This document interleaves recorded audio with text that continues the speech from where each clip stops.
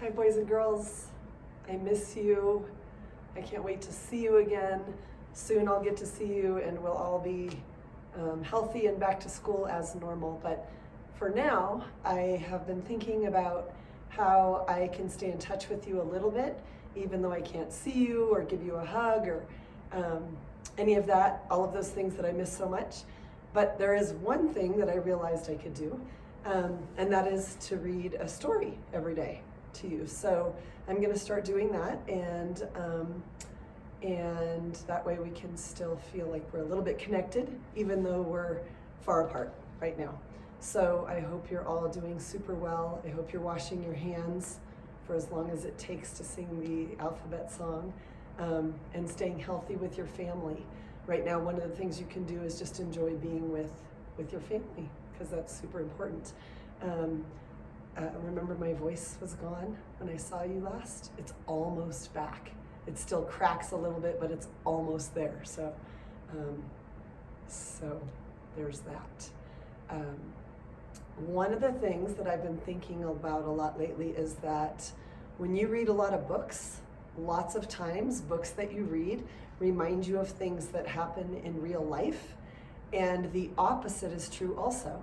Sometimes when you read a lot of books, you realize that some things happen in real life and they remind you of books that you've read. And that's what I'm thinking about today, is a book that I've read. It's actually a book that you hear more around the holiday time, Christmas and Hanukkah, but it's a book that really explains when there is an illness or something like it that kind of goes through a community, that there are ways that we can still stay connected and be kind to one another and show that we love each other, even when we can't be together. And so I'm going to read that book to you today. It's by one of my most favorite authors. Her name is Patricia Polacco, and I'll give you a little secret. The secret is that I don't read a lot of Patricia Polacco books in kindergarten, because she tends to write books that are meant for older kids, and I just have been thinking about this particular class so much, and I know that you love books, I know you love listening to stories, and I know that you, because of that love, do a really good job of listening and understanding things that might not be meant for kindergartners. So I chose this book for the reasons that I was just explaining. Every time I think about what we're doing right now by staying healthy in our homes, is very similar to what happens in this story. So it's called The Trees of the Dancing Goats by Patricia Polacco. She is both the author and the illustrator. And if you can remember, we know that that's the case because there's only one name on the front of the book, Patricia Polacco. It doesn't say written by Patricia Polacco and illustrated by someone else. It says one name. And it doesn't say written by someone else and illustrated by Patricia Polacco.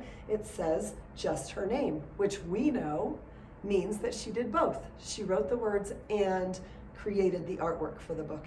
And the artwork, I think in this case, is done with lots and lots of pencil drawings and probably some sort of watercolor paint or something like that. So this is a story of her growing up. So again, something that I already know you know. This is a true story, which means it is nonfiction, or as we tend to remember it, not fake, right? Nonfiction means not fake.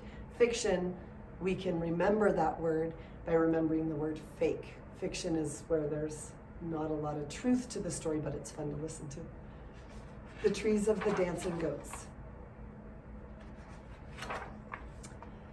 At our farm, just outside Union City, Michigan, we didn't celebrate the same holidays as most of our neighbors, but we shared their delight and anticipation of them just the same. Such cold the winter brings, my babushka said as she looked at our front window. Babushka means grandma in Russian. My bones it makes to ache. She slapped her chest and then she caught my eye and winked. She wasn't fooling me. I knew how much she loved the snow. It reminded her of her homeland in the Ukraine. Carla, again you complain, but still you watch the snow with such light in your eyes. Grandpa said, and he threw her a kiss. My grandfather was from Soviet Georgia, way to the south of Russia.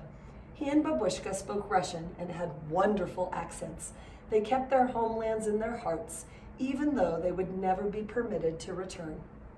Just then, Mama rolled into the long driveway.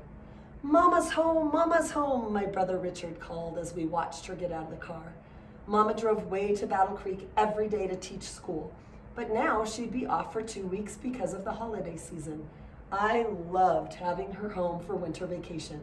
This year, we would have a week together to prepare and then 8 days of Hanukkah festivities.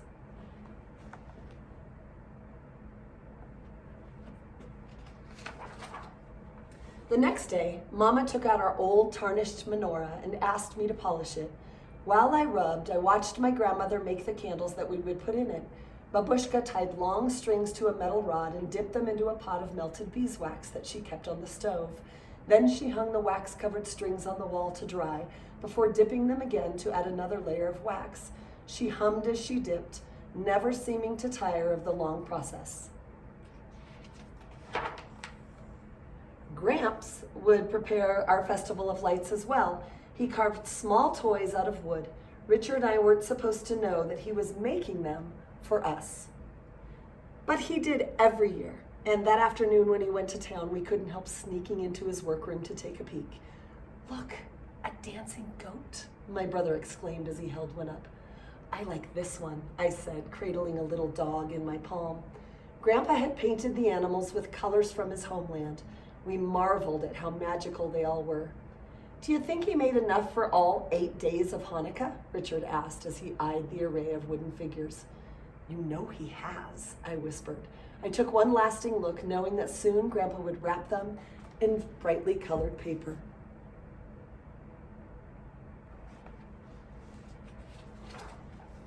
My mother called for me, and I thought she had caught us spying, but she only wanted me to go over to the Kremls for some cornmeal. The Kremls, our nearest neighbors, lived about half a mile down the road. They were farmers like us, and at harvest time, Mr. Kreml always helped Grandpa. All the neighbors helped each other that way. "Friendship means something," Grandpa always said, "especially for those who till the soil." Till the soil means to work the dirt, which is what farmers have to do a lot. They have to work it so that they can plant the seeds, so that the seeds can grow into food for us. So when farmers talk about tilling the soil, they're talking about that process that helps the plants to grow, to make food for us. I practically lived at the Kreml's house because Cherry Kreml was my very best friend. We especially loved the holiday season when I'd watch her family decorate their Christmas tree and she'd watch my family light our menorah. I knew as we were bustling in anticipation of the Festival of Lights at our house, the Kremls would be preparing for the arrival of Christmas at theirs. But when I got there, I found everybody was sick, even Cherry, who was usually full of Spitzer Inkto, as my babushka would say.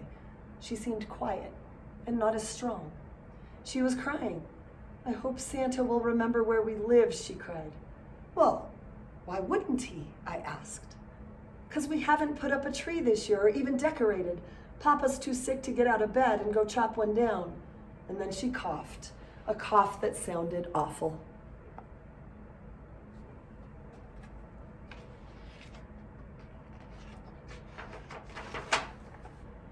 I ran home and burst into our house with the news about Cherry and her family. Mama seemed worried. "Did you go inside their house, Tricia?" asked my grandmother. "Sure," I answered. "Oh no," my brother said, and they all looked at each other. "When your grandfather was in town today," Babushka said slowly, "Dr. Leach told him that many families have come down with scarlet fever."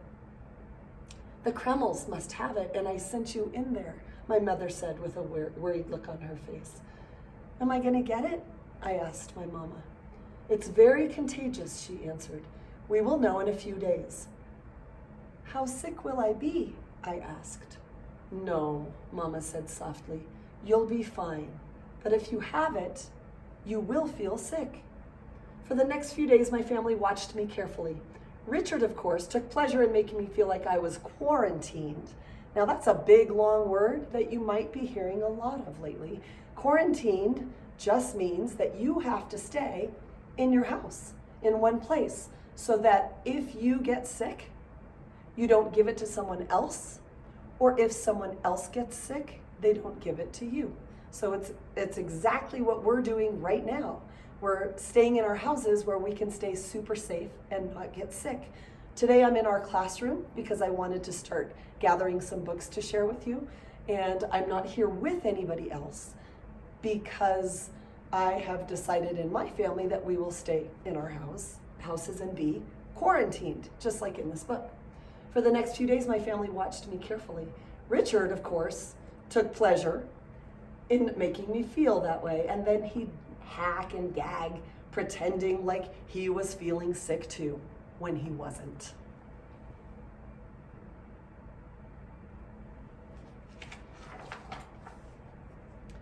Just as the aroma of the wonderful feast met our nostrils, oops, skipped a page, sorry. As the days passed, it was clear that I was not going to get sick, but more and more reports came to us of our neighbors getting sick, the Everests, the Govlocks, the Tundervalts, and the Moleskis. It was an epidemic, which is another word that you might be hearing a lot of. You hear that and you hear pandemic, and both of those words talk about how lots of people right now are getting sick. And so we're doing everything we can to keep that from happening more than it has to. We were all worried about our friends, but Babushka was determined that our festival of lights would go on as planned. On the afternoon before Hanukkah, she bustled around her kitchen. "Such latkes I'll make this year," she exclaimed while digging for the choicest potatoes in the bin. She humped happily as she placed the potatoes in front of me. I shredded them with great care. They had to be just right for my Babushka's latkes. Mama and Babushka dressed down 2 chickens for roasting and put them in the oven. Latkes are made of potatoes and a few other ingredients, but they're like pancakes, potato pancakes, and they are delicious.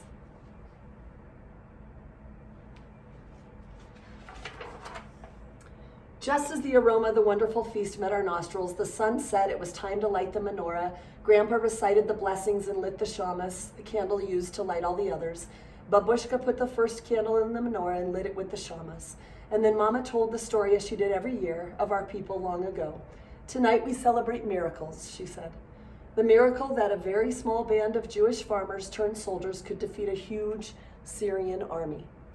"Were they really farmers before they were soldiers?" my brother Richard asked. "Simple farmers," Grandpa answered, "just like we are." "They were fighting so that they could worship in their own way," my mother added. Worship in their own way means they were fighting for the right to be able to practice their beliefs, which in some places and in some days wasn't allowed. "And then there was the miracle of the light," my grandfather said with a twinkle in his eye. "One little tiny drop of oil burned in the temple for 8 days. Such a miracle," my Babushka exclaimed.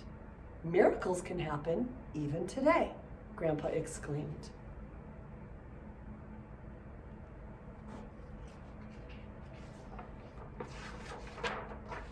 After dinner, Grandpa handed us the first of our beautifully wrapped presents. He looked troubled, though. Troubled means he didn't look as happy as you might look if you were handing someone a present that you knew they were going to love. "You know," he began, "our neighbors are having such a hard time, and this should be a time of gladness for them. If only we could do something to make their holiday special." His voice trailed off. Babushka thought for a while. "They always bring a tree into their house. Only in America does a tree grow right out of the living room floor." She rocked with her own laughter. "Carla, we should cut down trees and take them into their houses," Grandpa announced. Babushka smiled in agreement. "I'll cut them tonight. You can help, Richard," Grandpa said, already putting on his winter coat. "We can dress down more chickens and take them food," Babushka said, and she scurried into the kitchen. "Mama and I can decorate the trees," I shouted excitedly. "But this is not our custom. We've nothing to decorate the trees with," my grandmother said. "What about the carvings?" my mother asked. They both looked at me. "What do you think?" They have no way of making their children happy this year. At first, I was a little disappointed, but then, as I thought about it, I knew it was the right thing to do. Our neighbors needed cheering, and we were just about the only ones who didn't have the fever.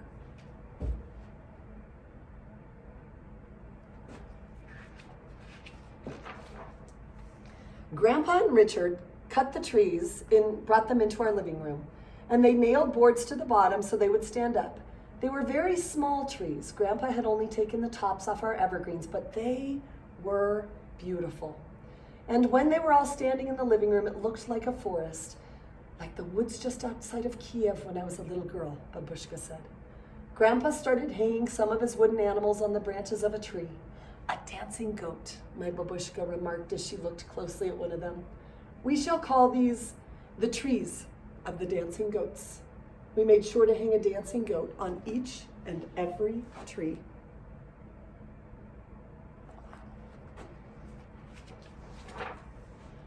As we decorated the trees, we sang and laughed. The single candle in the menorah flickered as we rushed past it to reach another carved animal or to paste together paper chains to hang on the trees.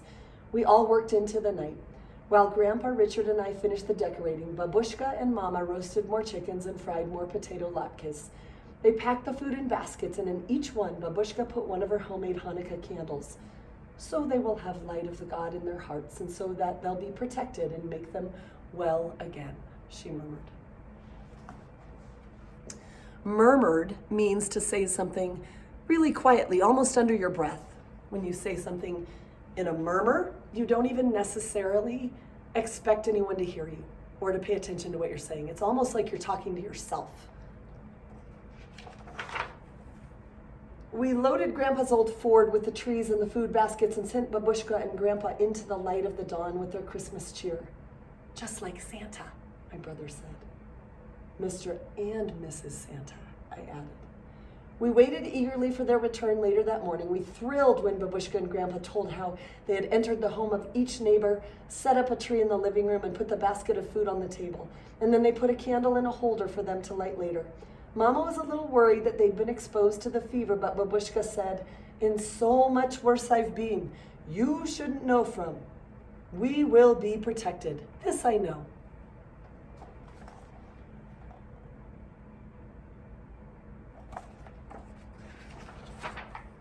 A week later, the 8 days of Hanukkah had come and gone. We were sitting down to have our last feast. There was a knock at the door.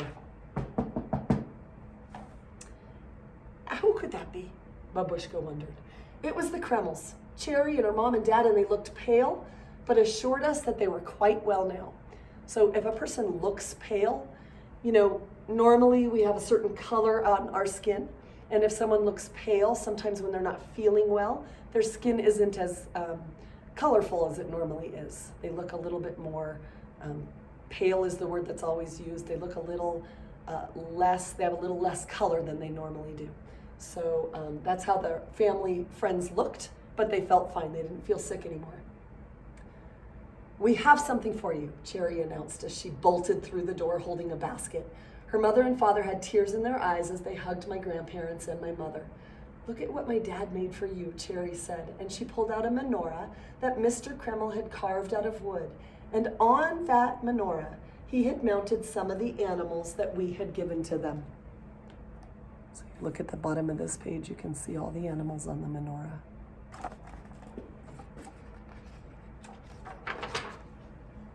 "How beautiful," my Babushka said as she placed it on our table. "Come sit," Grandpa invited them.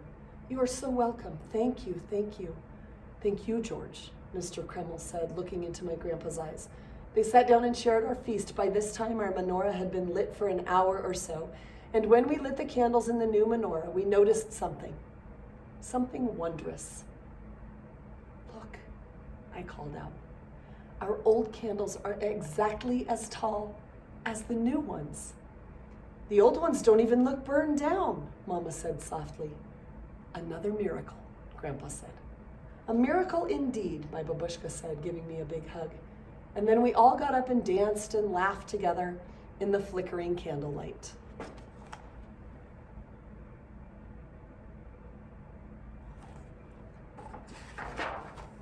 Our neighbors all recovered from the terrible fever. few were left with any permanent damage. What they were left with was a long cherished memory of that Christmas when Santa really did come. And my family, too, had never forgotten that incredible winter of the fever, the miracle of true friendship, and the trees of the dancing goats. And that's the end. So boys and girls, I would like to do this every day. I'll post a new video for you to watch. And that way I can feel a little connected to you who I miss so, so much. But I'll get to see you super, super soon. I know I will. I came in and decided I would take a little stack of books with me. And I have a stack of books that's gigantic. So I'm not going to run out of books. And I'll come back if I do. And I hope to see you super soon. And I miss you. And I can't wait to give you all a little hug. And I'll see you soon. Okay. Bye, boys and girls.